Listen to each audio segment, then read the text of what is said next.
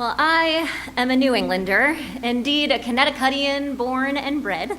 So to me, Christmas means being here, preferably with a non-hazardous blanket of white covering the ground, surrounded by a community of faith in a New England meeting house, and by family and friends.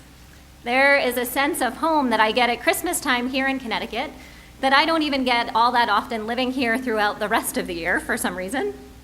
And this year, as I get to watch my son, Brayden, now a year and a half old, open presents in our own home and have it dawn on him that something special is happening.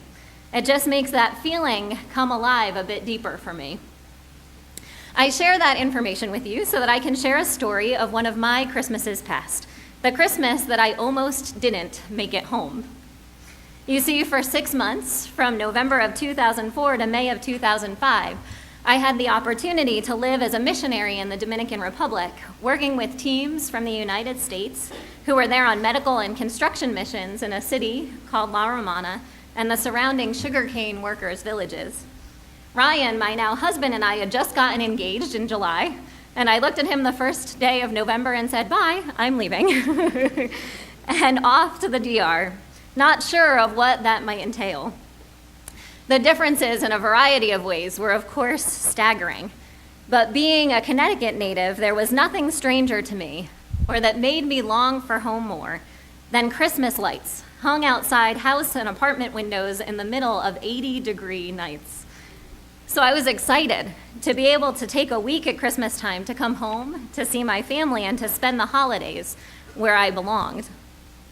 Well, in December of 2004, Christmas weekend to be exact, some of you might remember that there was also a huge airport workers' strike at the Philadelphia International Airport, not to mention the weather that comes along with Christmas in the Northeast. So I boarded my plane at about 2 p.m. on December 23rd in Santo Domingo with a quick connection in Philadelphia, or so I thought, all with a plan to arrive home by 8 p.m. that night. But Mother Nature and the airport workers apparently decided that a different plan should be in place for me and about 1,000 other people who were trying to travel through that airport. So I missed my connecting flight, spent the night standing in line to change my ticket, eating pretzels and water, waited through about 10 different possible flights for my name to come up on that screen that says that you finally made it, all the while assuring everyone in Connecticut that no one should drive down in the midst of the storm that was going on outside to get me. And finally got on a plane at about 5 p.m. on Christmas Eve. When my name came up on that screen, I was filled with so much different emotion. I was relieved that it was finally happening. I was certain now that I would be home and was happy about that. Due to a lack of sleep, I think I even cried, and the poor ticket taker woman had no idea what to do with me. And with fear of sounding a little bit overdramatic here, when I arrived home at about 8 p.m. Christmas Eve night, Ryan and I pulled up to my parents' house, and it was by far the most glorious thing that I had ever seen. Now, in order to understand the irony in that, you need to know that my parents live in a tiny cape in Naugatuck, Connecticut, that gets adorned with a few Christmas lights and a big light-up Winnie the Pooh bear out in the yard every Christmas. It's far from a mansion, but I was home, and with my luggage to boot. And it felt like a mini Christmas miracle. So when my father at dinner time told me that he had signed me up to usher at the 11 p.m. service, all I could do was giggle and then thank God that I had made it back home in time to do so. And so it was there, sitting in the Congregational Church of Naugatuck at about 11:30 p.m. this very night, 5 years ago, with Ryan and my best friend Amy on one side of me, my dad, my uncle, and grandma on the other side, and my mom looking quite angelic, singing up in the choir, that after the realization I had been awake for about 42 hours and was listening to a Christmas Eve sermon about the history of the creche set in, I got a serious case of the church giggles, and then I felt a profound sense of home, the side effect of which was to have both a sense of awe and an aching in my heart for our dear Mary. How must it have felt to have had the beginning of labor pains while on the road to an unknown place in the middle of a caravan full of people, some of whom probably knew hers and Joseph's circumstances and didn't approve to begin with? Most sources would say the journey probably took anywhere from 3 full days to a week, and all at the insistence of a government that they had mixed feelings about to begin with. And so they traveled. Certainly, young Mary realized the place that they would end up would not be home, but I can imagine her hoping for somewhere, an ideal location for this impossible birth to take place that would offer her at least a little bit of comfort and safety for her newborn son, the one foretold by angels and prophets alike.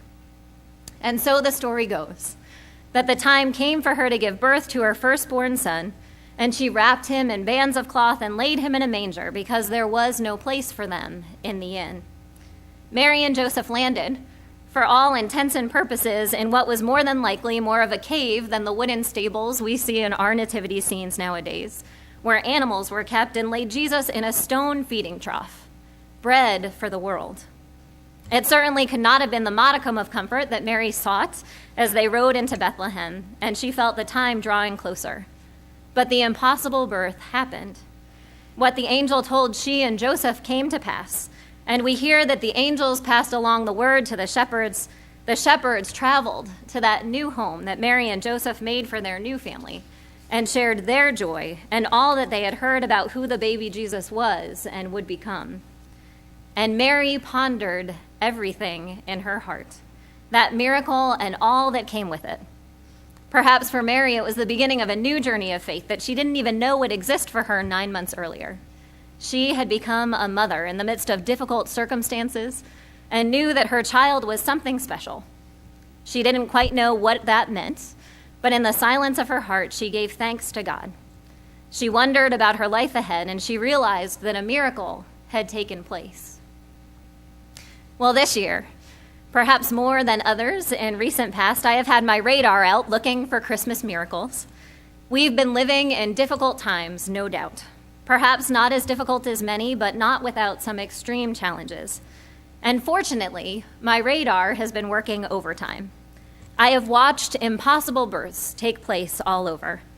I have heard the excitement in some of your voices as you have shared that someone arrived home despite the 2 feet of snow in some places last weekend. I've celebrated finding jobs with people who have been searching for over a year and wondering what would happen in the next month if one was not found.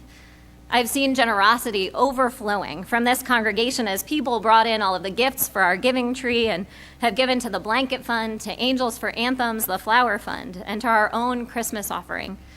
I've heard stories and seen in action the outreach of friends in our own congregation to others who they know are suffering and struggling to make ends meet and ask nothing in return for their gifts. We have seen people come home from the hospital or rehab just in time to spend the holiday with their families. I have read the emails detailing adoption processes going well and possible cures for folks for whom there had previously been no hope. Through our prayer shawl ministry, we have put a song in the hearts of people of all ages who will now be wrapped up in the warmth and love and prayers of a new quilt or a shawl from this congregation, and will face treatments or medical procedures or personal issues with more strength and courage and hope than before. These, my friends, are our modern-day Christmas miracles. These are the impossible births that are taking place right here in the midst of our own congregation and community, giving us a sense of home and hope, that we are in the right place, right where we belong. So my prayer for all of us this Christmas and in the year ahead is that we will all keep our radar tuned to the ways that God is coming to us, to the small miracles, those impossible births that are taking place around us and happening in our own lives, that each of us will find a place that is home for us in the midst of our crazy, busy lives and even the everyday ordinariness of life as usual, whether that's a real solid physical home, this church, or even a memory of Christmas past. And that through those realizations, we will know that we are loved, that we are blessed, that we are forgiven, and that we have been chosen by a grace-filled and amazing God who works miracles even today and calls us to share what we have seen with others. So tonight and in the days ahead, let us proclaim the good news of God's amazing grace and goodness to others along with the shepherds and the angels. Let us share the joy and the hope that can spring from a night like this, even in such a time as this. May God bless you and yours this Christmas and beyond. Amen.